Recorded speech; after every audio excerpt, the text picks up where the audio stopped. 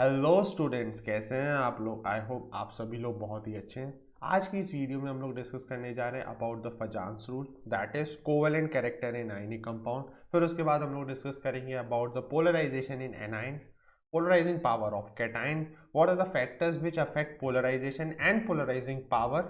फिर उसके बाद लास्ट में वीडियो के एंड में हम लोग डिस्कस करेंगे about the colour imparting tendency of ionic compound, कैसे फजान रूल से लिंक्ड है। तो चलिए शुरू करते हैं। फजान्स रूल या फिर covalent character in ionic compound. Fajan rule को इंट्रोड्यूस करने की नेसेसिटी इसलिए पड़ी क्योंकि हम लोगों ने एक चीज़ नोटिस करी कि जो आयनिक कंपाउंड्स होते हैं, उन आयनिक कंपाउंड में जो आयनिक बॉन्ड बनता है उसमें 100% आयनिक कैरेक्टर नहीं होता, उसमें थोड़ा बहुत कोवेलेंट कैरेक्टर भी होता है। तो ऐसा कोई भी आयनिक कंपाउंड नहीं है जो कि 100% आयनिक है, उसमें थोड़ा बहुत कोवेलेंट कैरेक्टर तो होता ही है। तो neither any ionic bond have 100% ionic character. That particular bond has some covalent character. It has some covalent character. ठीक है, तो ये चीज हमने बात करी। तो फिर इससे हम लोग ये बोल सकते हैं कि हर एक बॉन्ड में एक मिक्स कैरेक्टरिस्टिक्स होती ही होती है। तो अगर आयनिक बॉन्ड में कोवेलेंट कैरेक्टर निकालना होता है तो उसको हम लोग क्या बोलते हैं, Fajans rule. In ionic bond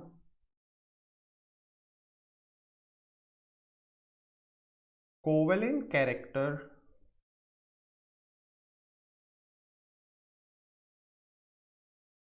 is determined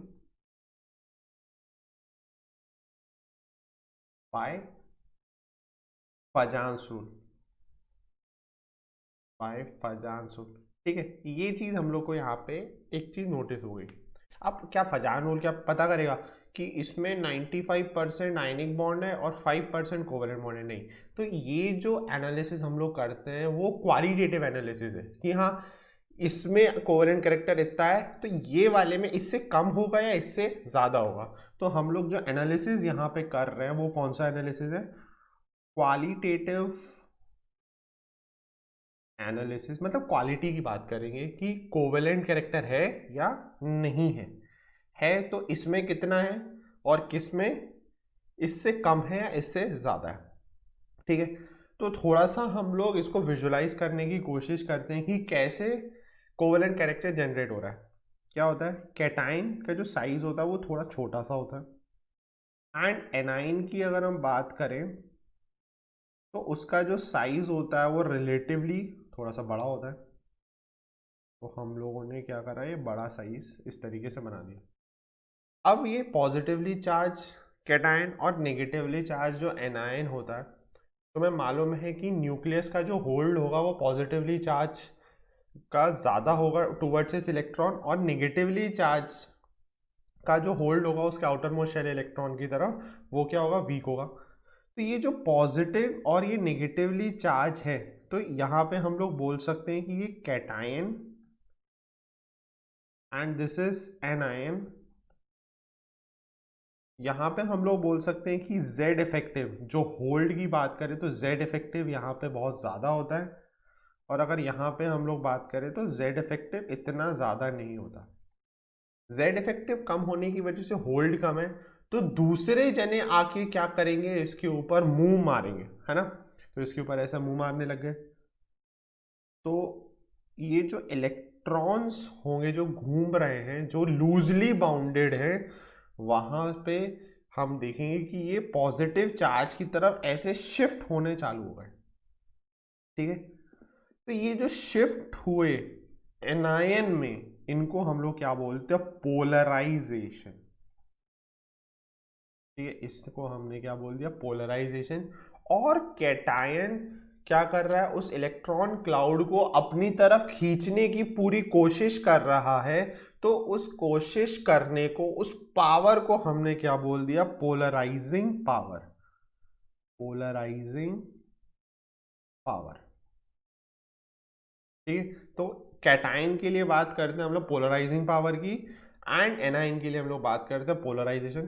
किसी किसी बुक में आपको पोलराइजेशन की जगह पोलराइजेबिलिटी भी लिखा मिल सकता है, तो पोलराइज एबिलिटी। ठीक है, मतलब पोलराइज होने की एबिलिटी, तो एनाइन के लिए हम लोगों ने बात कर दी। ठीक है, तो यहाँ पे हम लोगों ने देखा कि किस तरीके से ये पॉजिटिव चार्ज और नेगेटिव चार्ज किस तरीके से अट्रैक्ट कर रहा है। मगर अब तुम्हारे मन में एक डाउट आना चाहिए कि ये कोवेलेंट कैरेक्टर कैसे जनरेट कर रहा है। ये जो नेगेटिवली चार्ज एनायन है उसके जो इलेक्ट्रॉन्स मूव कर रहे हैं, तो वो क्या हो रहा है, पार्शियली है ना थोड़ा सा न्यूट्रलाइज हो जा रहे हैं। तो ये जो इलेक्ट्रॉन्स हैं, electrons of anion gets neutralise, तो वो न्यूट्रलाइज हो जा रहे हैं कुछ। अब वो पार्शियली न्यूट्रलाइज हो रहे हैं, तो उसकी वजह से क्या हो रहा है, कोवेलेंट कैरेक्टर जनरेट हो रहा है, और वो covalent character is responsible for creating a covalent character in a ionic bond. ठीक है, तो ये चीज यहां पे हम लोगों ने एक और नोटिस करी। तो अब हम लोग डेफिनेशन की बात करते हैं कि व्हाट इज पोलराइजेशन।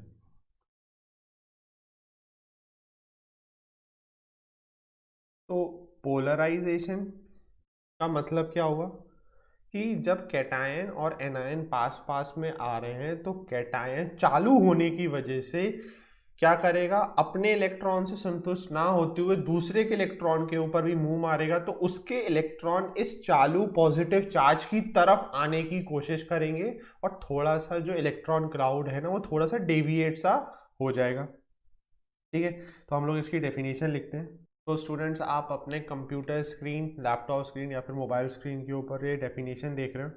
तो पोलराइजेशन क्या हुआ, जब कैटायन और एनायन आपस में पास पास आए, तो कैटायन ने क्या करा है, इलेक्ट्रॉन्स ऑफ एनायन को अपनी तरफ खींचा, और उस इलेक्ट्रॉन को उसने पार्शियली क्या कर दिया, न्यूट्रलाइज कर दिया। एंड जब वो पार्शियली न्यूट्रलाइज कर दिया, तो कोवेलेंट कैरेक्टर जनरेट हो गया। उस पार्शियल न्यूट्रलाइजेशन और इलेक्ट्रॉन क्लाउड के डिफॉर्मेशन को हम लोगों ने क्या बोल दिया, पोलराइजेशन। एंड पोलराइजिंग पावर किसके लिए हम लोगों ने बोला, this is defined for cation. तो कितनी एबिलिटी रखता है कैटायन डिफॉर्म करने की, तो इसको हम लोगों ने क्या बोल दिया, पोलराइजिंग पावर। तो अपनी कंप्यूटर स्क्रीन को पॉज करो, ये पूरी डेफिनेशन लिखो, एंड फिर से वीडियो में वापस आ जाओ। Welcome back to the video. ठीक है, तो हम लोगों ने यहाँ पे पोलराइजेशन एंड पोलराइजिंग पावर के बारे में देखा, मगर ये तो हम लोगों ने थ्योरी पॉइंट ऑफ व्यू से बात करी। अब इसका एप्लीकेशन अगर देखें, कंपाउंड्स में अगर लगाना है, तो हमें ये पता करना पड़ेगा कि क्या क्या चीज़ें इसको इफेक्ट करती हैं। तो हम लोग पढ़ने जा रहे हैं अबाउट द फैक्टर अफेक्टिंग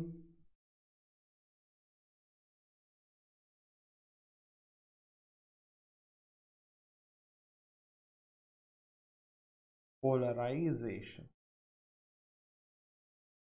ठीक है, तो यहाँ पे हम लोग क्या करते हैं, एक स्टोरी को इंट्रोड्यूस करते हैं। एसबी सर मतलब मैं और मेरे 40 स्टोर। ठीक है, अब पोलराइजेशन है। पोलराइजेशन का मतलब क्या है, ये एक एनायन के लिए हम लोग बात करते हैं। तो कौन कौन से फैक्टर्स हैं जो पोलराइजेशन को इफेक्ट करेंगे। सबसे पहले अब फैक्टर की अगर हम बात करते हैं, तो वो है हमारा साइज।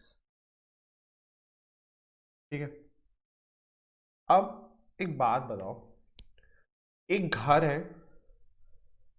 उधर से मुझे कुछ एक कटोरी मुझे पैसे चुराने हैं। ठीक है, ठीक है, दूसरे केस की अब मैं बात करता हूं, मेरे पास 10 घर हैं। ठीक है, और उन 10 घरों में से मुझे क्या करना है कि एक कटोरी पैसे वहां से चुराने हैं। ठीक है, अब दो तुम्हारे पास केसेस हैं, घरों में से क्या करना है, पैसे चुराने। थोड़ा सा भी अगर पैसे चुरा लोगे ना, तो मेरा काम बन जाएगा। ठीक है, तो मुझे क्या करना है, उन घरों में जो पैसे रखे हुए हैं वहां से पैसे चोरी करने हैं, और वहां पे निगरानी के लिए ना सिर्फ एक ही बंदा खड़ा हुआ है। ठीक है, तो मेरा क्वेश्चन तुमसे ये है कि वो 10 घरों में से मेरे को पैसे चुराने में ज्यादा आसानी होगी या फिर एक घर में से पैसे चुराने में से आसानी होगी। थोड़े से भी पैसे मेरे को मिल जाए ना तो मेरा काम बन जाएगा। मैं जो चोर हूं ना, मैं लालची चोर नहीं हूं, बस थोड़ा सा मेरा काम बनना चाहिए। ऑब्वियस सी बात है कि जो 10 घर हैं उसमें से मेरे को पैसे चुराना थोड़ा मेरे लिए आसान है, क्योंकि एक बंदा एक टाइम पे सिर्फ एक ही घर की निगरानी कर पाएगा, तो 9 घर मेरे पास वेकेंट पड़े रहे। इसका मतलब अगर एनायन का साइज बड़ा होगा तो चोर को चोरी करनी है इलेक्ट्रॉन का तो इजीली चोरी कर लेगा। तो इसका मतलब क्या हुआ कि polarisation is directly proportional to size of anion. तो एनायन के साइज के बारे में हम लोगों ने बड़े इजीली बोल दिया, क्योंकि 10 घर में से चोरी करना बड़ा आसान चीज है। सेकेंड फैक्टर की तरफ हम लोग मूव कर रहे हैं, चार्ज। अब चार्ज का यहाँ पे कॉन्सेप्ट में यहाँ पे कैसे इंट्रोड्यूस कर सकता हूं। अगर तुम चार्ज की बात करो, मतलब एक केस है जिसमें बहुत ज्यादा पैसा है, पूरे घर भर में पैसा भरा हुआ है, ठीक है। दूसरा केस है सेम घर में छोटी सी जगह में थोड़ा सा पैसा है। अब मुझे चोरी करनी है, ठीक है। एसबी सर को क्या करना है, चोरी करनी है, और निगरानी के लिए क्या है, न्यूक्लियस है।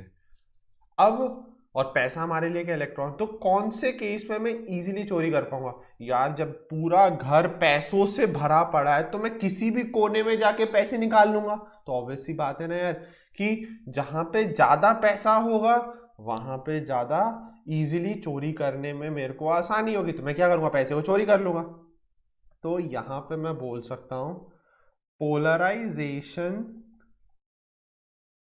जो होगा वो डायरेक्टली प्रोपोर्शनल क्या होगा, चार्ज ऑन एनायन। अब तुम्हें मालूम है चार्ज ऑन एनायन क्या होता है, नेगेटिव चार्ज। जितना ज्यादा नेगेटिव चार्ज आएगा उतना ही ज्यादा क्या होगा, हमारे इलेक्ट्रॉन को डिफॉर्म करने की टेंडेंसी बढ़ती चली जाएगी।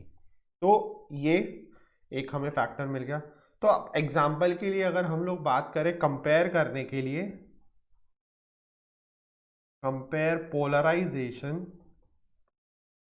तो पोलराइजेशन बड़े इजीली हम लोग कंपेयर कर सकते हैं। जैसे F नेगेटिव है, Cl नेगेटिव है, Br नेगेटिव है, Ni नेगेटिव है।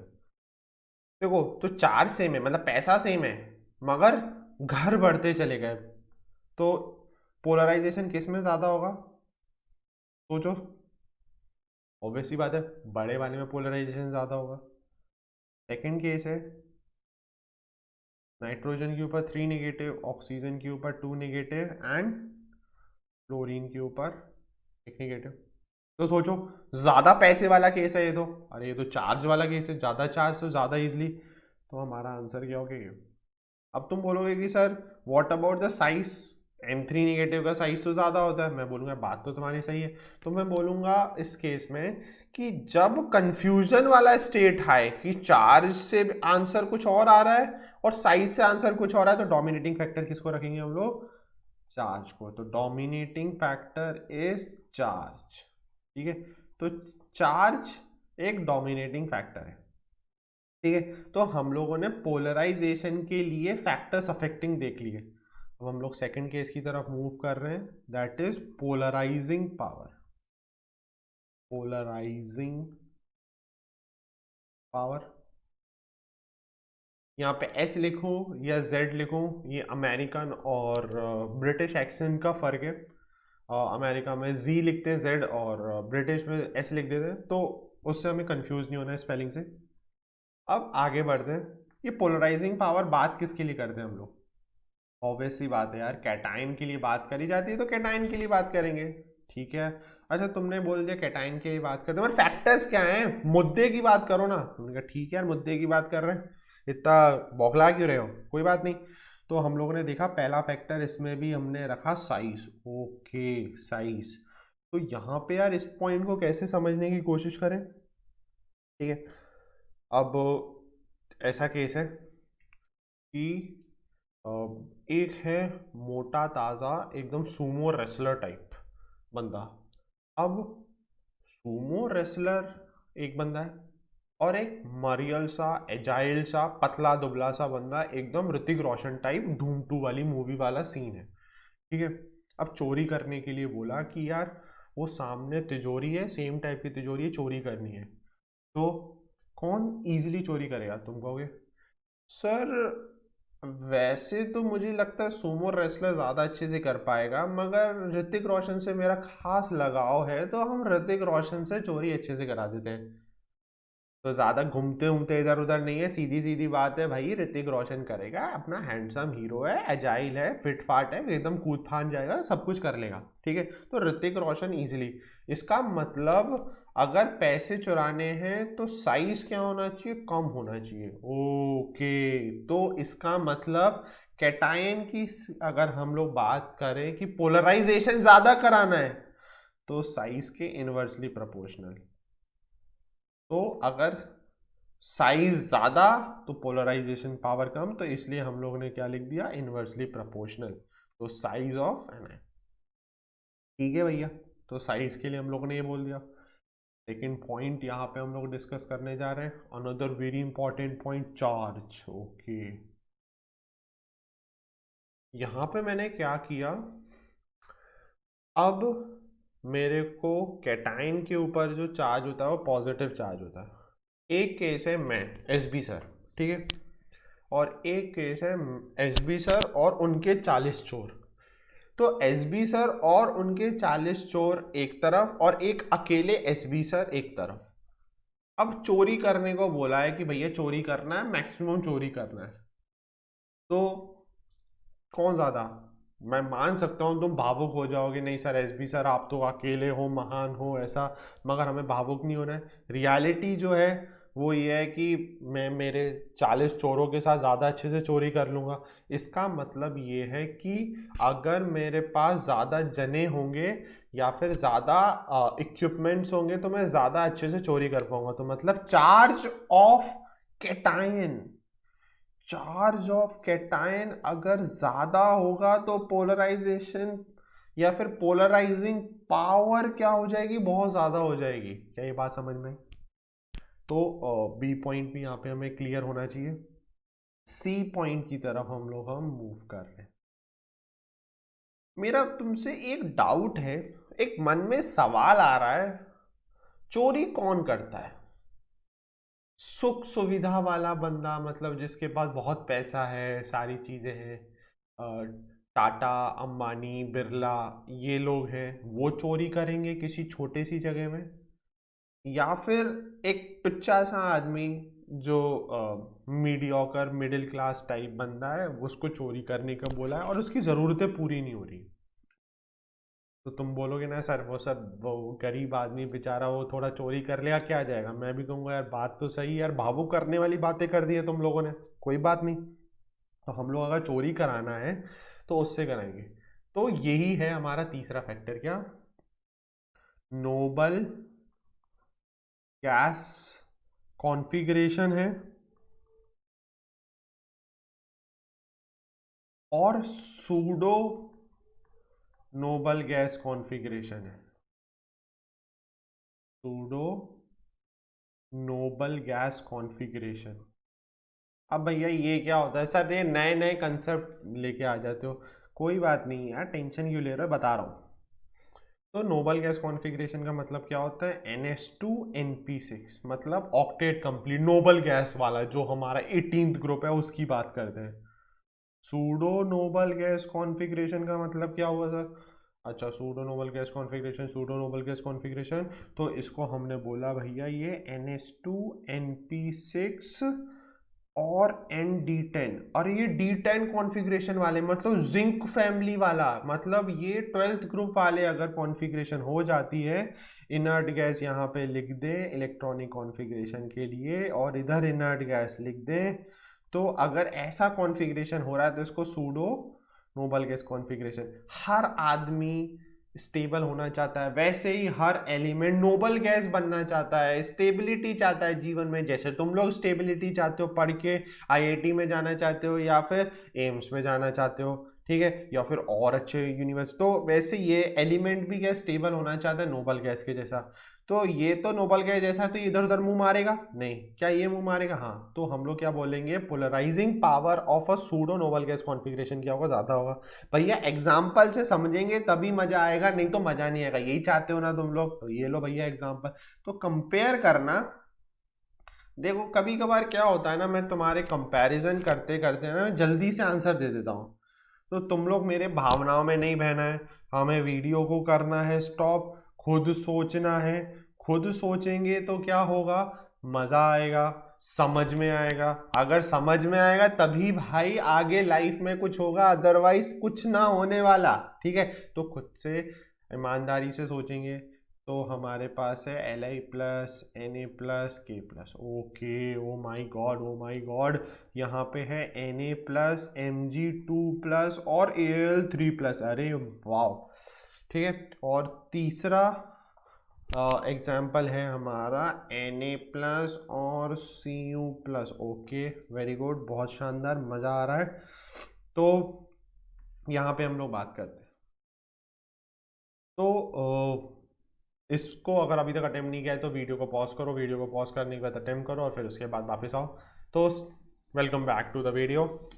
अब यहाँ पे देख रहे हो तुम Li plus Na plus K plus, ओ Li plus Na plus K plus है, तो इसका मतलब साइज वाला फैक्टर लग रहा है यार, यहाँ पे चार्ज तो सेम है, तो साइज वाले फैक्टर में साइज छोटा तो पोलराइजिंग पावर ज्यादा। ओके, तो Li का साइज छोटा, तो हमें मालूम है on going down the group क्या होता है, हमारी साइज क्या होता है, कम होता है, मतलब पोलराइजेशन पावर भी या फिर पोलराइजिंग पावर भी कम हो रही है। अच्छा, सेकंड क्वेश्चन की तरफ करते हैं। Okay, second second second second second, अरे इसमें तो चार्ज बढ़ रहा है, अरे चार्ज बढ़ रहा है, +1 +2 +3, तो भैया एसबी सर और उनके 40 ज़्यादा चोरी करेंगे। ओके, तो चार्ज ज़्यादा मतलब पोलराइजिंग पावर ज़्यादा।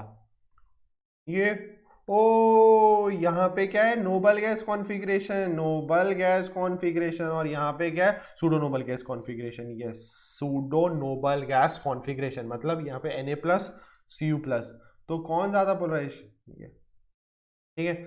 फिर से एक चीज़ मैं बोलना चाहूँगा यहाँ पे कि जितना ज़्यादा चार्ज और साइज में अगर कॉन्फ्लिक्ट आ रहा है तो हमारा डोमिनेटिंग फैक्टर क्या होगा, charge is a dominating factor. आंख बंद करके हम लोग इस चीज़ को इम्प्लीमेंट कर सकते हैं। ठीक है, अब इसका कोवेलेंट कैरेक्टर से तो लिंक बताओ सर, क्या मतलब सब पढ़ा दिया मगर कोवेलेंट कैरेक्टर चैप्टर चालू किया, वही टॉपिक चालू किया, उसके बारे में कुछ नहीं बता रहे हो। तो उसके बारे में हम लोग बोलते हैं पोलराइजेशन जितना ज्यादा होगा उतना ज्यादा कोवेलेंट कैरेक्टर होगा, पोलराइजिंग पावर जितनी होगी उतना ज्यादा इलेक्ट्रॉन को खींचेगा तो उतना ही ज्यादा पोलराइजेशन, या फिर पोलराइजिंग पावर ज्यादा तो कोवेलेंट कैरेक्टर ज्यादा। तो हम लोग क्या बोल सकते हैं, covalent character is directly proportional to polarization, ठीक है, is directly proportion to polarizing power। ठीक है, तो भैया कोवेलेंट कैरेक्टर तो भैया ये क्या हो गया, आयनिक कैरेक्टर के इनवर्सली प्रोपोर्शनल, ज्यादा लोड लेने का नहीं, आयनिक कैरेक्टर के इनवर्सली प्रोपोर्शनल।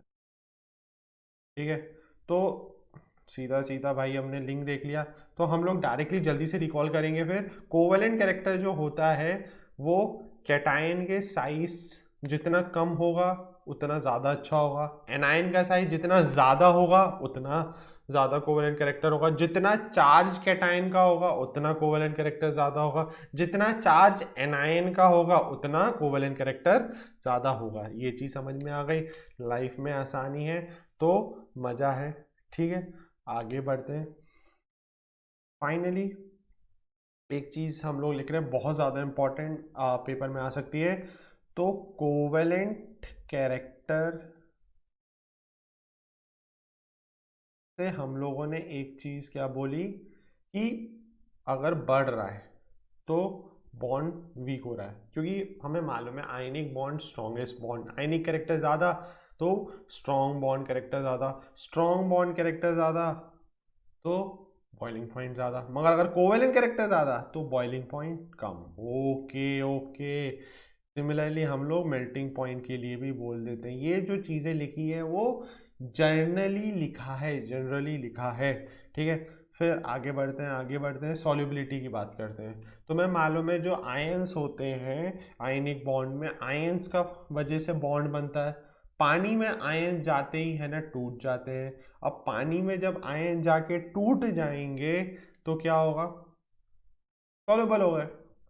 तो कोवेलेंट कैरेक्टर में आयनिक कैरेक्टर कम हो गया, मतलब आयंस का बनना कम हो गया, तो भैया सॉल्युबिलिटी कम हो गई। ये जनरली वाला केस है। अब सॉल्युबिलिटी के लिए भी जनरली, मेल्टिंग पॉइंट के लिए भी जनरली, दोनों के लिए जनरली लिखा जाता है। मेरे पास एक बहुत ही शानदार अल्टीमेट लेवल की लबाबदार जायकेदार मज़ेदार सॉल्युबिलिटी की ट्रिक है। सारे की सारी सॉल्युबिलिटी विद इन अ गो तुम लोग सॉल्व कर लोगे। अगर चाहते हो तो कमेंट सेक्शन में मुझे लिख के बताओ कि हाँ सर हमें वो चीज़ चाहिए। अगर अभी तक वीडियो को लाइक नहीं किया है तो ज़रूर लाइक का बटन दबा दो। देखो यार, लाइक करोगे तो मोटिवेशन मिलेगा तो ऐसी शानदार वीडियो तुम्हारे पास आती रहेगी। हम लोग आगे बढ़ते हैं हमारे वीडियो के फाइनल सेगमेंट की तरह, colour imparting tendency. Okay okay okay भाई, सीधी सीधी बात है। अगर आयनिक बॉन्ड में कोवेलेंट कैरेक्टर अगर होगा तो कलर इम्पार्टिंग टेंडेंसी हो जाएगी। बस इतनी चीज सोचो, काम बन जाएगा। तो कोवेलेंट कैरेक्टर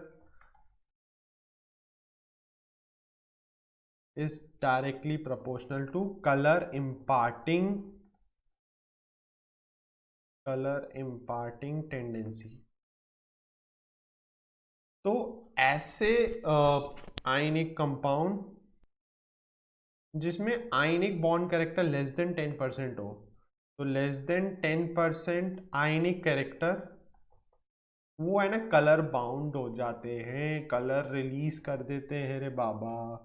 ठीक है, तो लेस देन 10% आयनिक कैरेक्टर क्या करेगा, तुम्हारा कलर को इम्पार्ट करेगा। Okay okay, good good good good good, colour को इम्पार्ट करेगा।